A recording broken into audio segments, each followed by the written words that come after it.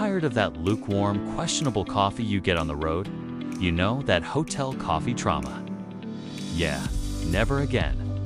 Especially not when you're out in the beautiful wilderness. I'm going to share the secret to making the absolute best coffee right at your campsite. Forget instant coffee crystals. The real game changers are a portable AeroPress Go or a simple pour-over kit. They're lightweight, easy to pack, and make a world-class cup.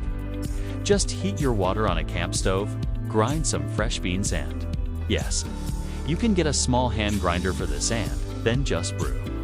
Imagine sipping that perfect aromatic cup as the sun rises over the trees. Trust me, the smell alone is so good. Your campsite neighbors will probably wander over, cup in hand, wanting to know your secret. So, level up your camp mornings. Thanks for watching. If you love coffee and the great outdoors, make sure to like this video and subscribe for more tips. See you next time.